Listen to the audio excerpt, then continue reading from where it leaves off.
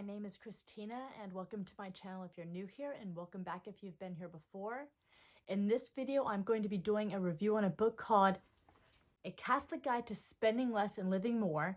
And you should see the cover of the book right about here, because this is one of the first books that I've read that I don't actually have a physical copy of to hold up for you, because I got an early release copy of it from the authors. This book is a really good book. Well, the title kind of says it all.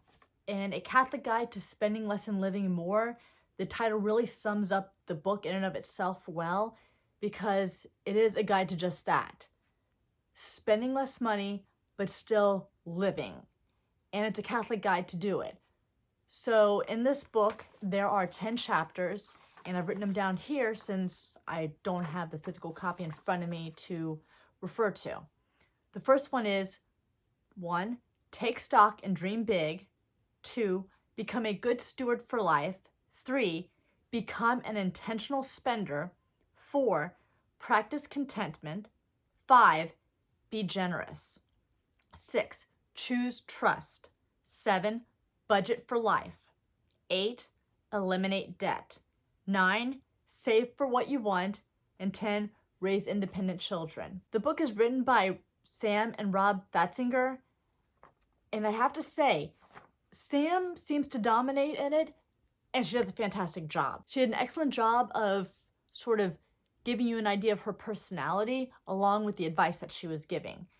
And in the book, they acknowledge that there are life circumstances that can lead you into a bad financial position that may or may not have anything to do with your own participation in it. For instance, they acknowledge that there was the coronavirus, that there can be, medical disasters that happen, that there can be other events that happen in your life that you don't see coming and that could just completely blindside you. And I like that, because especially with what's going on these days, a lot of people have been affected in ways that they would never have imagined.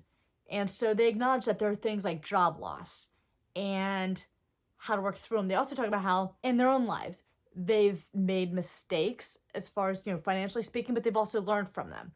And that's actually one of the key lessons in their book, is learning from your mistakes and also making sure that your kids learn from your mistakes. And like I said, they also bring the Catholic perspective into things. So there's a lot of discussion on when certain failures happen, take account of them, reflect on them, pray over them. Pray over decisions that you make in your finances. If you're being really irresponsible, there's even the suggestion of go to confession, because we are called to be good stewards.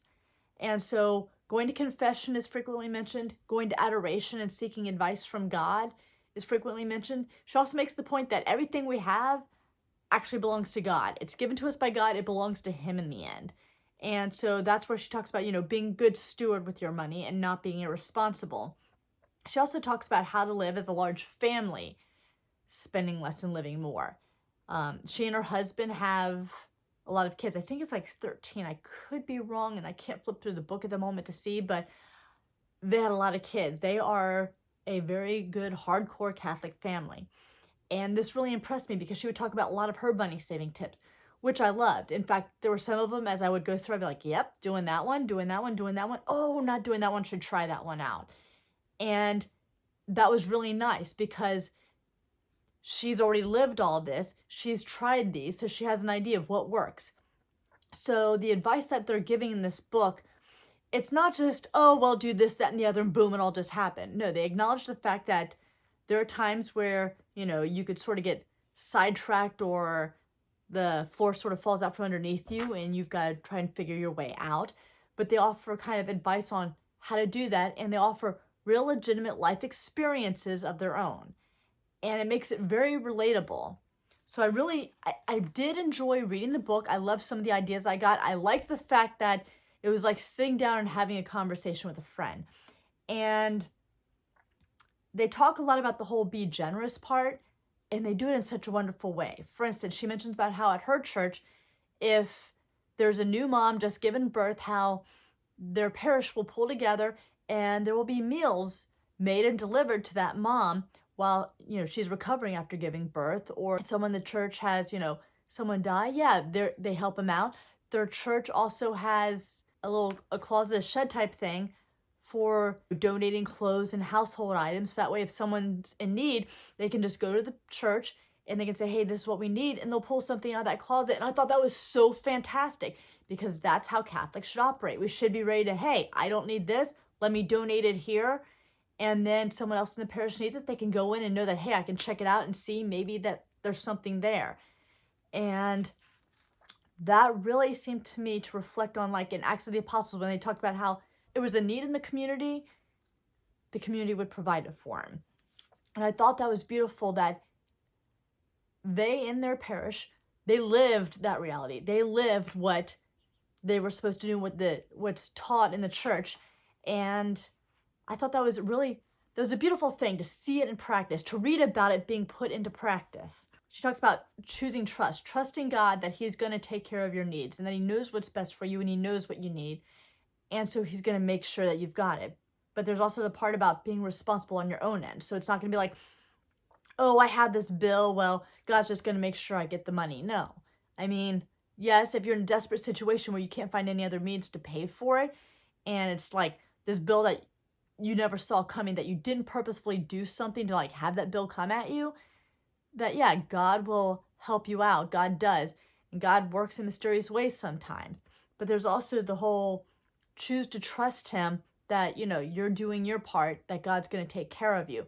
So, like for instance, in having kids, choose to trust that, you're not going to say, oh, well, I can't afford another kid right now, so we're going to, abstain or use some sort of contraception, which is a no-no in the Catholic Church.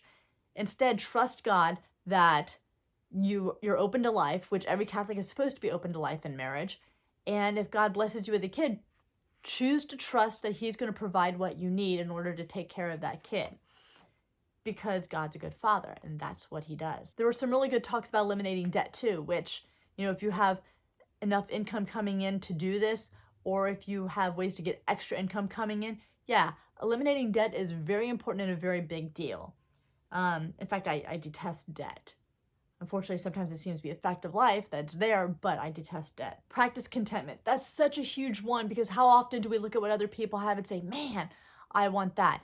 And that not being content with what you have and kind of almost, I won't say being envious, because I remember that distinction being made in another book review that I did. Anyway, there was another book review I did where it talked about the distinction between being envious and being jealous.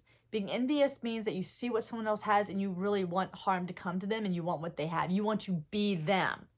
Whereas jealousy, you see something that someone else has and you want it. That could fall a little bit into the whole covetousness thing. So I'm not even sure that necessarily that's a good thing, but it's not as bad as being envious. But yeah, practice contentment with what you have. Take scope of your life and be like, hey, I have a roof over my head, food in my stomach, clothes on my back. I'm being taken care of. And don't necessarily say, ooh, but that Louis Vuitton wallet looks really good. Do you really need it? No. Are you wanting it just because it's Louis Vuitton wallet and someone else has it? That could be the case. So be content with what you have. When you're blessed, make sure to appreciate the blessings that you have. In the end, they make awesome points, especially when they talk about raising independent children. Be ready to raise children to be financially responsible and set the example for them of, hey, these are the things to do. One of the things that they do in their family that they talked about a lot was buying used cars. They would get cars that were a few years old that they'd saved up for and then paid cash for. So there was no debt associated with it. They also talk about how all their kids that go to college paid for college on their own. So they were, working a job while paying for college, with the exception, I believe, of grad school. That was one that the kids, I think one of them at least, had to take out student loans for, which for $150,000 grad school, I can understand why that might happen. Personally, I took out student loans to go to college. So yeah, I spent some time paying those back. But they also have links listed in the book. They have the references. They have a good section for references as far as going onto, I believe it's Ave Maria Press, where you can go onto the website and they have things that you can download to get an idea, for instance, of a budget, or I believe it's called College the Fatzinger Way, that you can look at and get ideas on how to save money or how to do things in cash by saving up. That's one of the things that they press a lot. Saving money, looking for sales, looking for discounts, cutting corners where you can, like packing your lunch to go to work instead of, going out and buying a lunch when you could save a considerable amount of money, making coffee at home or drinking the coffee that they have at work rather than, stopping at, say, Dunkin' Donuts. I won't say Starbucks because I do not like Starbucks. I don't think they are a good company. They don't support traditional family values, and so I don't drink coffee anyway, but I wouldn't even go there for the food. They have a lot of great tips in the book, and they put a very Catholic bend on it. So there's reference to prayer, there's reference to adoration, there's reference to confession. They go through the various works of mercy and relate that to spending practices. They overall do a really good job in this book of giving tips, giving advice, and at the same time, making it very Catholic. So if you're looking to be better about spending your money, budgeting your money, saving money, this is an excellent book to buy, especially with the Catholic perspective on it. So I do really recommend this book. It's supposed to be released on Amazon, I believe, on the 24th. It's already out for publication. I believe April 9th was the publication date, but right now you can do a pre-order on Amazon. I highly recommend this book. It's a good read and it is very helpful and has a lot of great tips in it. Thank you for watching this video. If you haven't yet, please click subscribe and click on the bell and click all, because otherwise YouTube will not let you know when these videos are up. In fact, you might not find out for a week or two, if at all, because YouTube's been very bad about that lately. So you could, if you like the video, please click like. Like I said, if you could click the subscribe button, I'd really appreciate that. It's free and it helps me out a lot. And it also tells other people, hey, this is a good channel and that the video is good, and it will recommend it to them. If you have any comments, please leave them down below, which I hope you do have comments. Tell me what you think about this review and what I've said as far as the book and what it contains, and if you think it's something that you might like to check out too. And in the meantime, I will see you in my next video.